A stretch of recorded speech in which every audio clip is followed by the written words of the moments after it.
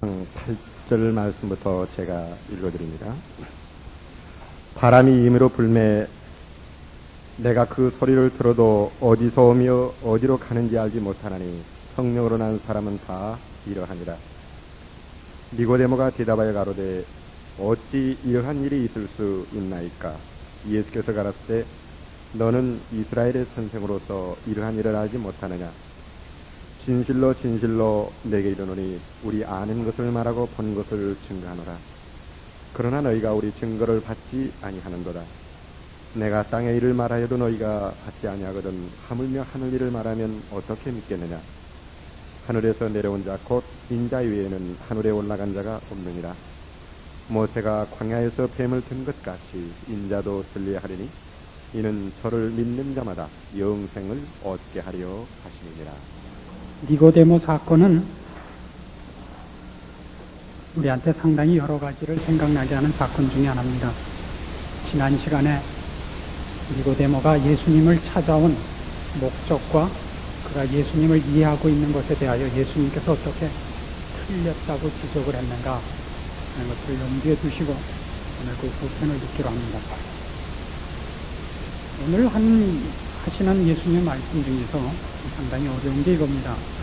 12절 말씀 보시면 내가 땅의 일을 말하여도 너희가 믿지 아니하거든 하물며 하늘 일을 말하면 어떻게 믿겠느냐.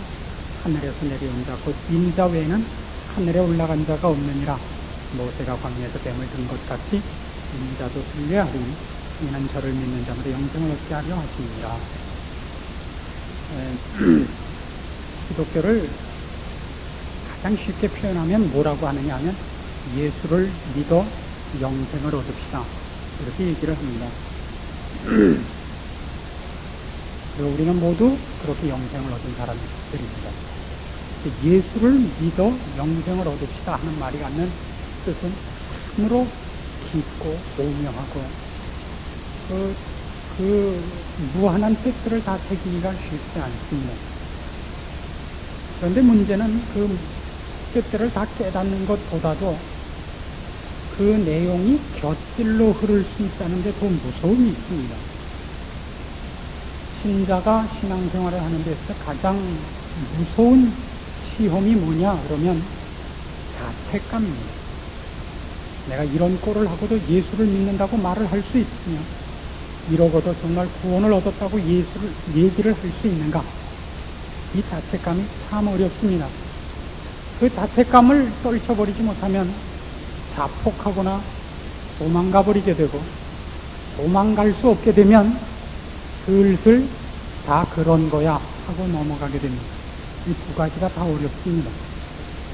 오늘 이 예수님께서 하신 말씀 나를 믿는 자마다 영생을 얻게 하겠다 하는 이 복음의 가장 핵심적인 표현이 갖는 깊은 뜻들을 좀 살펴보려고 합니다. 부탁드리는 것은 다 아는 얘기일 거라고 생각하지 마십시오. 성경의 말씀만큼 깊고 오묘한 것은 없습니다. 이게 늘 다 아는 얘기들입니다. 다 아는 얘기인데 들어보면 거기에 또 있고 들어보면 거기에 또 있고 또 깊은 것이 있고 또 넘치는 것이 있는 것. 이것이 성경 말씀이 갖는 오묘하며 기묘함이 아닌가 이렇게 생각을 합니다. 이런 생각을 해보십시오.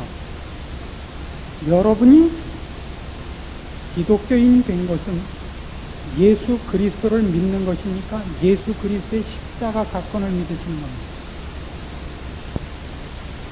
이런 질문을 받아보신 게 별로 없는 모양입니다. 상당히 난처해 하시는데 잘 생각해보세요. 십자가 사건을 믿으십니까?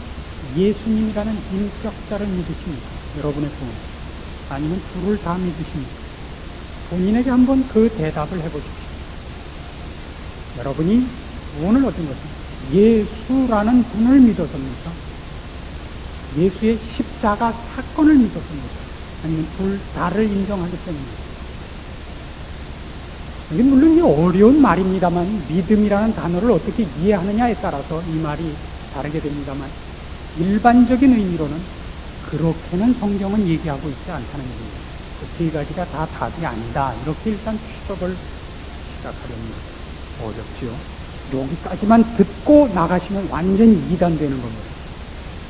다 들으셔야 됩니다. 여기까지만 들어놓고 나가면 예수를 믿는 것도 아니고 십자가 사건을 믿는 것도 아니면 그러면 그건 완전히 이단이고, 이단이 뭐야? 한 사탄 여기까지도 갈 수가 없는 거예요. 그래서 어렵습니다. 이렇게 말씀을 드리려고 그러는 겁니다.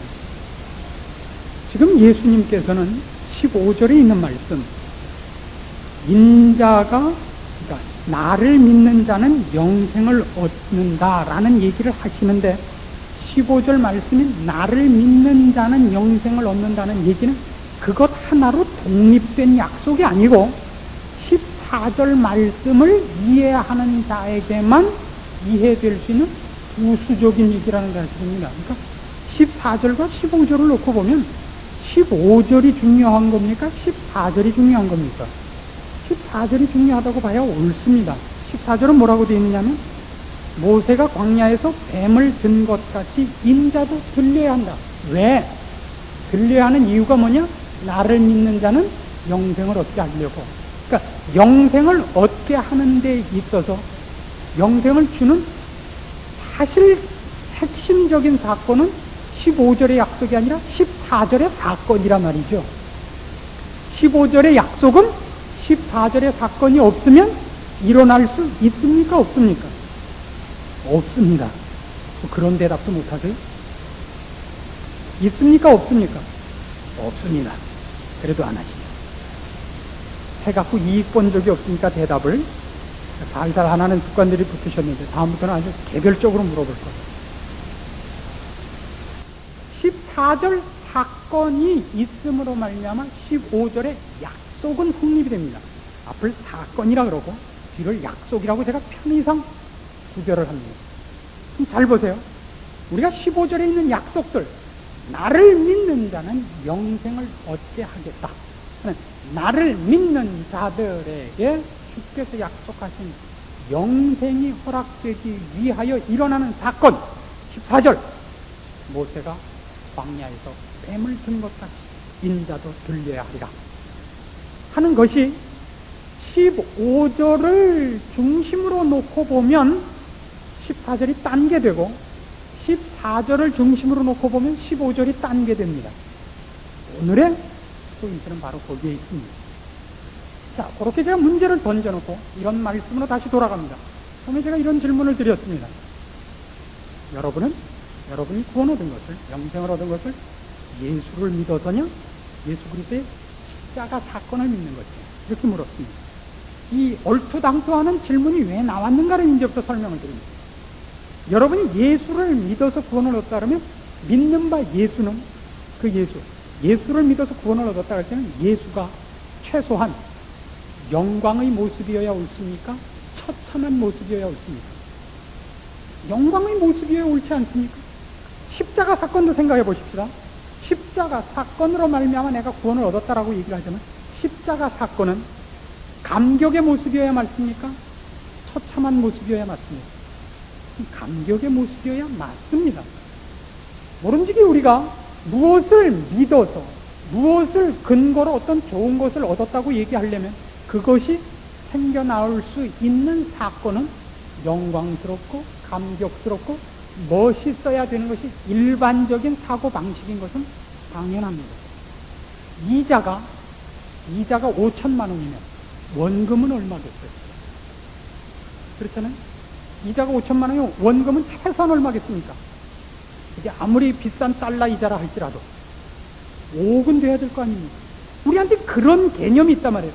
주를 믿어 구원을 얻는다라고 얘기를 할 때는 그때 얘기하는 믿음의 대상인 예수나 십자가 사건은 구원이라는 이자를 얻어내기에 충분한 원금으로서 늘 너무 많이 치장됩니다.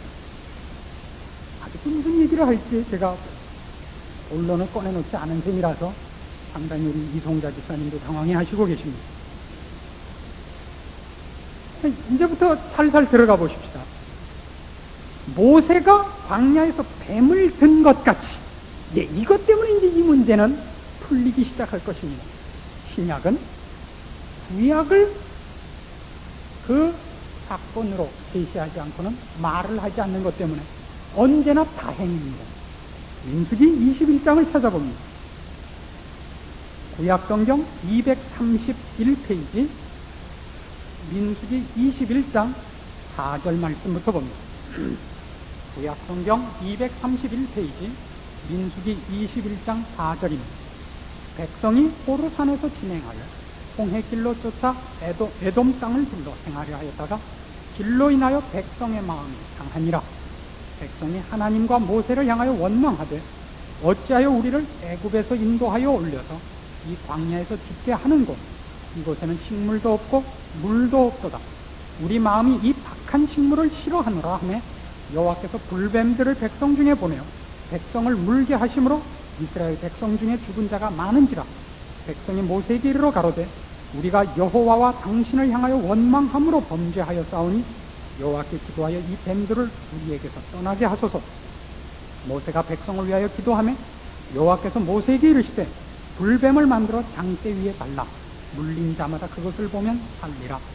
모세가 놋뱀을 만들어 장대 위에 다니 뱀에게 물린 자마다 놋뱀을 쳐다본 즉 살더라. 재미있는 사건입니다. 자, 이 사건을 풀 때마다 우리의 초점이 어디로 가곤 하느냐면 쳐다보는 자마다. 그리고 자꾸 간다 말입니다. 쳐다보는 자는 알지 않았느냐? 뭐 하라 그랬느냐? 뭐 상처를 비비라 그랬느냐? 뭐 수리수리 사바하라고 주문을 외우라 그랬느냐? 쳐다도 못 보냐 이 왼수들아. 이게 이제 우리의 생각이란 말이에요. 봐라, 예수를 믿어라. 이것보다 쉬운 얘기 어디? 누가 뭐 하림 믿으라. 누가 11조 내라 그랬냐? 믿어라. 믿지도 못하냐 이들아. 이게 우리들 생각이란 말이에요. 믿지도 못하냐. 그러나 조심하세요. 제가 지금 요한복음 3장 14절과 15절을 이렇게 비교했습니다. 15절을 중심으로 놓고 14절은 14절이 뒤집힌다고요. 믿지도 못하냐? 그러면 믿지도 못하냐? 쳐다도 못 봐? 그런 식으로 얘기를 하자면 민수기 21장의 사건은 쳐다본 그 목표물이 근사한 것이어야 맞습니다. 말이 그렇지 않아요? 물론 좋은 학교를 좀 나오셔야 돼요. 이런 걸 이해하시면. 최소한 국민학교 때 줄반장 이상은 하셔야 알아듣는 얘기인지 모르겠습니다. 그렇지 않습니까? 믿는 자마다 라는 것에 강조점을 둔다면 지금 민수기 21장 사건에 있어서도 쳐다보라. 쳐다보는 자는 다 낫지 않았느냐에 강조점이 떨어지게 되고 그러면 쳐다보는 목표물은 멋있는 거야 맞습니다. 얘기가. 그렇죠? 그러나 이상하게도 쳐다본 목표물인 모세로 하여금 들라고 했던 것은 이상하게도 쳐다보고 싶은 물건이 아닙니다. 그건 뱀입니다. 성경에서 뱀이 좋은 뜻으로 쓰여진 적이 있습니다. 꼭 한 번 있습니다. 같이 지혜로우라. 그 외에는 뱀은 언제나 무엇과 이퀄입니까? 사탄과 죄와 죄의 원흉으로서 상징되는 것이 뱀입니다. 근데 지금 예수님이 뭐라 그러시죠? 모세가 광야에서 뱀을 든 것 같이 들리워져야 된답니다. 뱀 이퀄 누가 되고 있습니까? 예수님. 뱀은 원래 누구라고요? 그러면서 죄의 원흉 사탄. 사탄 이퀄 죄 이퀄 뱀 이퀄 예수. 사탄 이퀄 예수. 큰일 났습니다. 여기에 바로 우리가 오해하는 지점이 명백히 드러나는 것입니다. 광야에서 모세가 뱀을 드는 것입니다. 쳐다보는 목표물로서도 아니고 쳐다보는 것으로 말하면 어떤 효력을 얻어내는 것일 수가 없는 것입니다. 지금 쳐다봐서 쳐다보는 자에게 어떤 효력을 주는 물건이 아니에요. 올려놓은 것이. 그렇다면 쳐다보는 것도 아무런 효력이 수반되는 조건으로서 요구되어 있지 않다는 것은 사명해집니다. 말이 좀 어렵습니다만 다시 할 테니까 생각을 해보세요. 쳐다봐야 할 것이 쳐다볼 만한 가치가 있는 것이 아니라면 쳐다보는 것도 가치 있는 방법일 수가 없단 말입니다. 그럼 쳐다보는 것이 문제가 아니라면 민수기 21장의 사건은 무엇을 목적으로 해서 기록된 사건이냐 이겁니다. 쳐다보는 것이 기록의 목적이 아니라면 무엇을 목적하여 기록했을까요? 지금 민수기 21장에서 우리가 찾아봐야 하는 사건의 핵심입니다. 그건 이것들입니다. 백성들이 하나님을 원망하다가 불뱀에게 물렸습니다. 그들에게 있어서는 불뱀에 물린 것이 자업자득입니다. 그렇지 않습니까? 그 문제를 해결하는 데 있어서는 하나님께서 이런 방법을, 이런 말씀을 하시는 셈입니다. 너희가 오늘 불뱀에 물린 걸 해결하는 것이 너희에게 문제가 아니다. 왜냐하면 광야 40년 동안에 누누이 하나님께서 경고하시고 이스라엘 백성이 늘 당하는 일에서 증명되듯이 이스라엘 백성 오늘 불뱀에게 물린 것을 치료받는 것이 문제가 아니라 내일 또 다른 뱀에게 물릴 가능성이 있는 족속이라는 사실입니다. 왜요? 그들은 하나님을 원망하는 것을 고치거나 거기서 구원받을 만한 수준이 아니기 때문에 그들은 늘 하나님을 원망할 자들이고 하나님을 원망하면서 사는 죄인인 이상은 불뱀에게 물리든지 뭐 또 다른 일을 당하든지 무엇인가 또 계속해서 당할 것입니다. 오늘 불뱀 사건을 퇴치하는 것이 그들에게 해결이 아닙니다. 하나님은 이스라엘 백성에게 불뱀에게 물린 사건을 해결하는 것으로 제시하지 않고 그들의 죄인된 것을 고치는 것을 해결책으로 제시하십니다. 무엇입니까? 죄를 없이 하는 것. 우리의 죄를 씻는 방법, 죄를 처치하는 방법을 이스라엘 민족에게 메시지로 전하십니다. 어떻게 하라고요? 나무에 뱀을 달아내라. 뱀은 우리가 아는 대로 저주받아 마땅한 죄요, 죄의 원흉이요, 저주받을 것들에 관한 상징입니다. 왜 나무에 달라 그러느냐?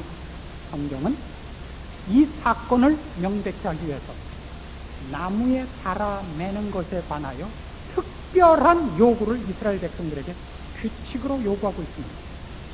나무에 사람을 달아내놓지 말아라. 왜냐하면 나무에 달린 자마다 하나님께 저주를 받은 자입니다. 신명기 21장 23절 말씀입니다. 찾으실 필요는 없습니다.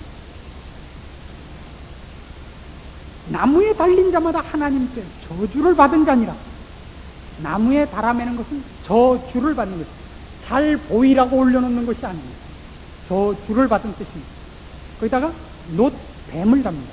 뱀은 죄의 원흉이요, 놋뱀을 만드는 것은 놋은 심판을 의미하기 때문입니다. 대표적인 예로 신명기 28장 23절을 보시면 나중에 보세요. 이스라엘 백성이 하나님의 말씀을 듣지 않고 하나님의 저주를 받게 될 때에는 이러저러한 저주와 재앙이 있을 것이라. 연병이 있고 너희가 적군의 포로가 되고 기근이 있고 하는 얘기 중에 이런 표현이 나옵니다. 하늘은 놋이 되고 땅은 철이 되리라. 하늘은 놋이 되고, 성경에서는 놋은 놋, 주석 이런 단어들은 늘 하나님의 심판을 상징하는 것으로 되어 있습니다. 대표적으로 예수님께서 장차 임하시는 모습을 이렇게 합니다. 그 발은 빛난 주석 같으시다 그럽니다. 왜 발이 빛난 주석 같을 것이냐? 심판하러 임하실 것이기 때문에. 왜 심판을 그럼 발로 하느냐? 왜 발이 주석이냐? 그 심판을 발로 하신다 그럽니다. 어떻게 해요? 밟아서 죽이겠다 그러셨기 때문에. 왜요? 상징적인 표현입니다만 그가 진노의 포도주를 밟으시리라. 진노의 포도주를 밟으시리라. 그러니까 이 말을 험하게 하는 목사로 아주 정성이 나 있습니다.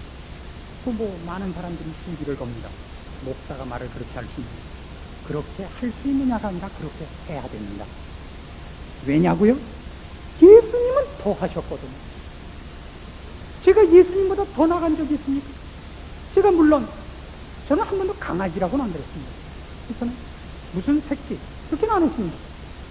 그런데 예수님은 뭐라 하는지 아세요? 강아지가 뭐예요? 독사의 자식들. 비교가 됩니다. 독사의 자식과 개의 자식은 어느 쪽이 더 무시무시한 거친 표현입니다. 독사의 자식. 제가 그럽니다. 껍질을 벗겨 죽입시다. 저는 기껏 여기까지밖에 안 했습니다. 예수님이 이렇게 얘기했습니다. 열린 무덤들아, 껍질을 벗긴 정도가 아니라 썩어 문드러져서 줄줄이 썩은 물밖에 나오지 않는다 그러십니다. 여러분 그러다간 돌아가십니다. 저는 그래도 경고를 썼습니다. 예수님은 화 있을진저 으스스하죠. 저는 학생들한테 주로 이렇게 합니다. 그러다가 수박이 깨져봐야 알겠어? 아, 이건 괜찮은 표현이에요. 수박. 예수님은 이렇게 말씀하시는 거예요. 포도주를 만들어 포도를 발라 으깨 시비라. 이게 시비걸 거기 있으면 시비걸. 성경이 그렇게 말하므로 본인은 그렇게 말을 합니다. 사실은 우리한테는 그런 문제에 있어서 낙관적이고 싶은 생각이 있는 겁니다. 죄를 지적하고 죄의 결과가 얼마나 무서울 것인가를 사실은 필설로 설명할 수가 없습니다. 우리는 그런 말을 들을 때마다 늘 기분이 언짢은 겁니다. 그래서 괜히 예수님한테 시비 못 걸고 만만한 목사한테 시비를 거는 바람직하지 못한, 적극적인 표현을 하자면 치사한 일들을 하시는 분이 있습니다. 우리 그러지 맙시다. 근데 하여튼 무슨 얘기를 하다 일로 갔는지 모르겠습니다. 놋뱀! 심판받은 뱀을, 저주받은 뱀을 들은 겁니다, 지금. 그건 쳐다볼 만한 가치가 있는 것 아닙니다. 그걸 쳐다보는 것이 무슨 그들의 구원에 있어서 조건일 수가 없는 것이 사명해집니다. 그럼 요한복음 3장 14절과 15절로 돌아가 보면 예수님께서 지금 뭐라고 그러시느냐 하면 어떻게 돼야 하냐. 나를 믿어라 그럴 때 봐라, 나는 힘이 있는 하나님이다. 너희를 구원할 만한 사랑이 있다.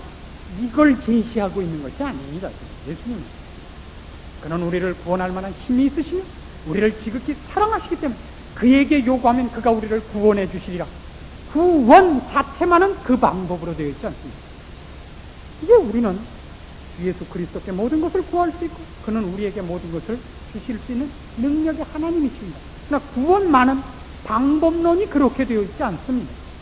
즉 신자들은 그가 구원을 얻었기 때문에 이제 예수 그리스도께 구할 수 있는 것과 구원 자체가 어떤 방법으로 되어 있는가를 혼동하기가 일수라는 얘기입니다. 요한복음 3장으로 돌아가서 보시면 이 사건이 사실상은 이렇게 되어 있는 겁니다. 14절을 근거로 해서 14절이 뭐였죠? 모세가 광야에서 뱀을 든 것 같이 내가 저주를 받음으로 너희가 고쳐지리라. 아시겠습니까? 자, 이 얘기를 이렇게 하면 명백해져요. 지금 니고데모와 얘기를 하시는데 니고데모가 와서 예수님께 요구하는 건 이겁니다. 라삐요, 당신은 하나님께로서 오신 선생입니다. 하나님이 함께 하시지 않고는 이러한 표적들을 행할 수 없습니다. 당신은 참 대단하신 분입니다. 예수님의 대답은 너는 거듭나지 않았기 때문에 인간의 눈으로는 아무리 나를 봐도 내가 누군지 제대로 보지 못한다. 그리고 그런 자는 하나님 나라를 들어갈 수도 없고 하나님 나라에 관한 것을 깨닫지도 못한다. 내가 진실로 네게 이르노니 네게 필요한 건 지금 중생이다. 거듭나야겠다. 자, 그 말을 그 다음을 연결시켜보세요. 예수님이 그 말을 왜 하셨다고요? 니고데모야, 그러니 가서 다시 공부해서 중생해갖고 눈 떠갖고 와라. 그러느냐 말이에요. 아니잖아요. 내가 하는 일을 잘 봐라. 그리고 너 중생해야 된다. 그것도 아니란 말이에요. 즉 니고데모 보고 니고데모의 현상이 어디에 있는가, 현실적인 그의 수준이 어디에 있는가, 그가 어떤 위치에 있는가를 지적하십니다마는 그렇게 해서 니고데모로 하여금 중생을 촉구하고 계시지 않단 말이죠. 니고데모 보고 중생하기 위해 무엇을 하라고 요구하는 얘기가 아니에요. 왜? 뒤에 뭐라고 답을 하시느냐 하면 그 모든 조건과 방법이 인간 자체에 불가능하기 때문에 그 문제를 누가 해결하겠다 그래요? 예수님이 해결하겠다 그러잖아요. 내가 죽는 수밖에 그 방법이 없다. 너희 죄값을 위해 내가 죽겠다 말이야. 모세가 광야에서 뱀을 든 것 같이 내가 너희 죄값을 지고 저주받아 심판받아 죽어 너희 죄값을 치르는 수밖에 너희를 중생시키는 방법이 없다. 그래서 15절은 나를 믿는 자마다 영생을 얻게 하겠다는 것은 그렇게 해놓을 테니까 믿으라는 얘기도 아니라 방법은 그 방법밖에 없다는 뜻의 표현인 것입니다. 저는 더 이상 설명할 방법이 없습니다. 이것이 성경이 누누이 얘기하는 구원론입니다. 이 부분에서 제가 왜 이렇게 열을 올리고 싶냐면 여기까지는 사실 이렇게 이해했던 내가 예수를 믿어서 구원을 얻는 겁니다라고 뭐 이렇게 믿든 어떤 의미에서 별 차이가 없습니다만은 어떤 의미에서는 별 차이가 없습니다만 다음으로의 신앙이 도약하기 위해서는 중요한 갈림길이 생기기 때문입니다. 예수 그리스도가 오신 것을 이렇게 오해할 수 있기 때문입니다. 하나님께서 예수 그리스도를 우리에게 제시하사 우리로 하여금 예수 그리스도를 선택할 것이냐 선택하지 않을 것이냐를 우리에게 요구하고 계시다고 생각하게 된다 이겁니다. 우리 보고 나를 깨끗이 하여 구원을 얻으라고 얘기는 안 했을지언정 예수 그리스도를 보내사 예수 그리스도로 하여금 구원의 문을 열게 하셔서 예수 그리스도가 하신 일을 영접하고 예수 그리스도를 믿어서 구원을 얻을 것인가 안 얻을 것인가 이제 최후적으로 묻는 방법, 그것으로 예수를 보냈다고 생각하게 된다 이겁니다. 그렇게 생각하고 있을 수도 있습니다. 지금 성경은 그렇게 얘기하지 않는다 이겁니다. 예수는 왜 오시느냐? 하나님이 나를 구원하시려고 그러는데 내가 죄인이라서 구원할 방법이 없습니다. 하나님이 나를 구원하시기 위해 내 죄값을 치르는 보석금으로 예수 그리스도를 내놓은 것입니다. 달라요 전혀.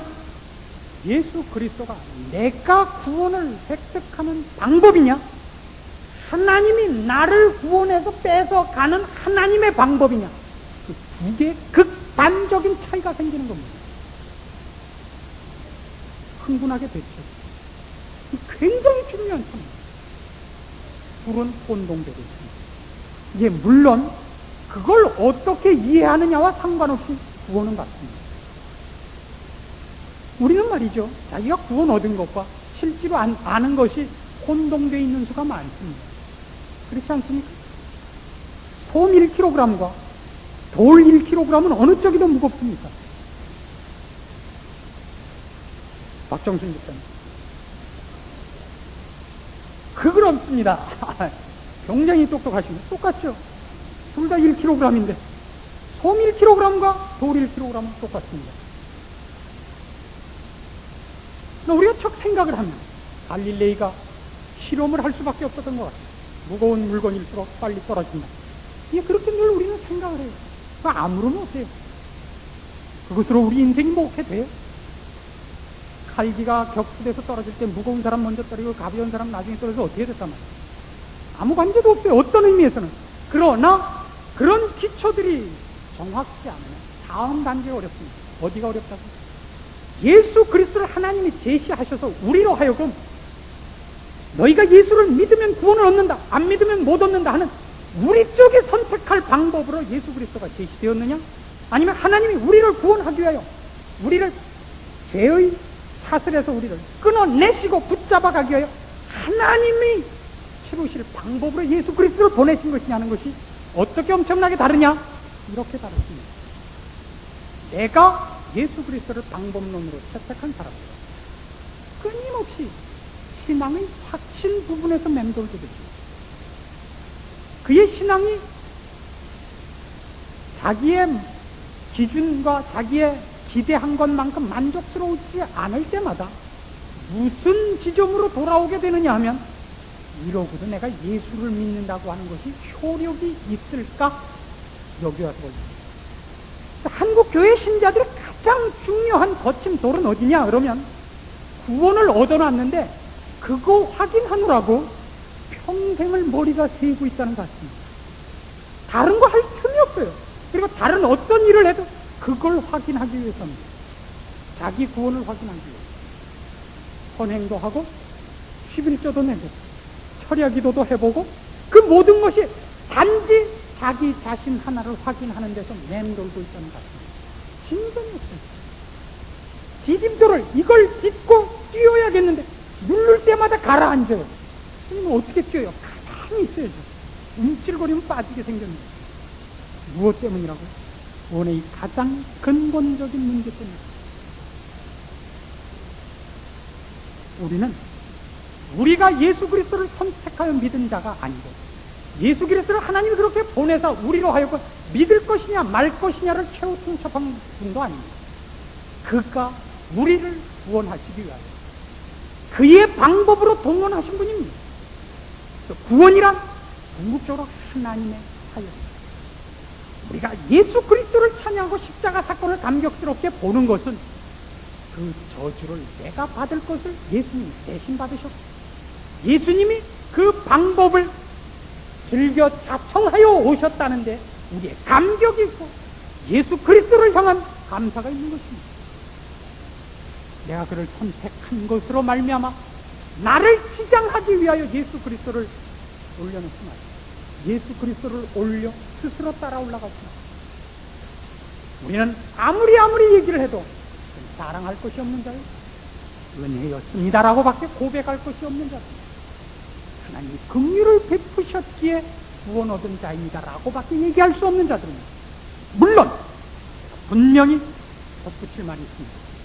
우리적 경험과 우리적 인식과 우리적 논리적으로 보면 내가 믿은 것 같습니다. 내가 믿은 것 같습니다. 내가 예수를 믿기로 작정했다. 내가 예수를 믿어서 구원을 얻었다고 우리적 표현과 우리의 인식은 그렇습니다.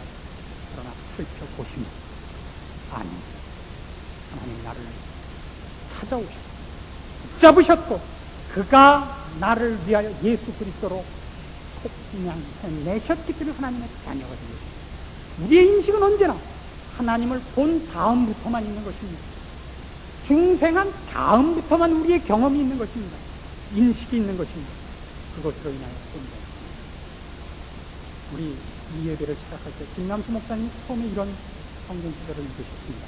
로마서 5장 8절에 있는 것 같아요. 우리가 아직 죄인 되었을 때 그리스도께서 우리를 위하여 죽으시고 아버지께서 우리에 대한 자기의 사랑을 확증하셨습니다. 그것만큼 정확한 표현이 없습니다. 우리가 아직 죄인입니다. 우리가 그리스도를 필요로 하는 줄 알지도 못했고 요청하지도 않았을 때 하나님이 벌써 예수 그리스도를 죽이십니다. 만일 우리가 예수 그리스도를 선택하여 구원을 얻는 거라면 우리가 예수 그리스도를 믿겠다 그럴 때마다 우리 죄값을 그때 치르셔야 맞습니다. 그렇게 안 하시고 우리가 그분을 요청하지 않았을 때 하나님 쪽에서 먼저 우리 죄를 위하여 예수 그리스도 십자가에 못 박으신 겁니다. 죄값을 치르셨습니다. 우리는 알지도 못했습니다. 하나님은 우리를 구원하고 자기의 자녀로 삼으십니다. 모든 신자의 신앙의 경험들은 자기가 경험하여 안 것과 그 이전의 사건들 간에 이 혼동으로 말미암아 늘 헛된 고생을 하고 있는 때가 많습니다. 하나님께서 계획 우리를 그의 자녀로 예정하셨습니다. 예수 그리스도를 보내어 우리를 그의 자녀로 하셨습니다. 우리는 그가 낳은 새로운 피조물들입니다. 태어난 아기가 자기의 출생을 모르듯이 영적인 출생도 본인이 깨닫지 못합니다. 아는 날이 이릅니다. 아는 날이. 아, 우리 아버님이 이렇게 생기셨구나. 내가 누구구나. 아는 때는 이미 태어나셔서 한참 된 다음인 수가 많다 이겁니다. 그때 새삼스럽게 골기대회에서 나는 예수를 믿기로 했노라 이렇게 혼자 떠들고 설랑하지 마. 감사의 신앙 고백이어야지. 나는 너희들과 종자가 다르다. 나는 드디어 예수를 믿기로 했노라. 하나님 얼마나 괜찮은 사람이 오늘 주를 찾아 나왔나이까. 영접하소서. 귀쌈납지 않기를 바라는 것입니다. 우리한테 끊임없이 그 혼동으로 말미암는 교만이 있고 교만이 있기에 좌절이 있는 것입니다. 우리는 아무도 자기 구원에 대하여 자랑할 것이 없는 자입니다. 동시에 좌절할 수 없는 사람이라는 것 인정하시겠습니까? 우리는 우리의 조건이나 우리가 가진 것으로 부름받은 자가 아니요 내가 나서서 주를 찾아온 자가 아니라 그가 잡으신 자기 때문에 자랑할 것이 없는 것만큼이나 포기할 수 없는 하나님의 것이요 소유요 그분이 놓지 않는 한 놓아질 수 없는 자라는 그 확신이 우리를 위해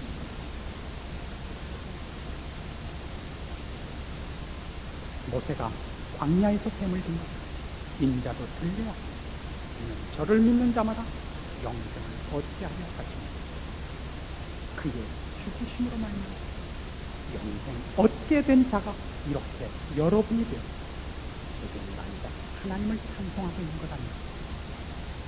그리고 우리가 그 나라에 가서 그분을 만날 것이고 우리를 구원하시고 우리를 사랑하신 그분 앞에서 우리가 감사와 찬송과 영광 속에 영원토록 빼앗길 수 없고 스스로도 버릴 수 없는 그 운명인 줄 아시고 담대함을 가지고 세상을 이기시고 감사함을 가지고 늘 하나님을 찾는 승리가 여러분들에게 영원토록 있기를 원합니다. 기도하십시오. 하나님 아버지 은혜를 감사합니다. 우리를 구원하셨습니다.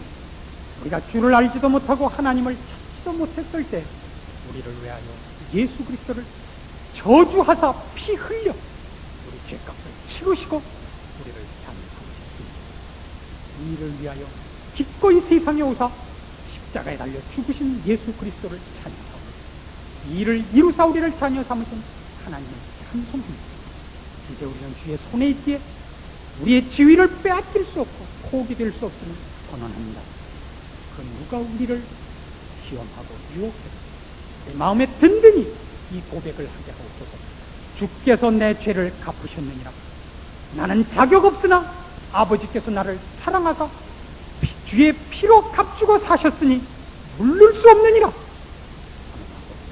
승리하는 생활 있게 하시옵소서. 예수님의 이름으로 기도합니다.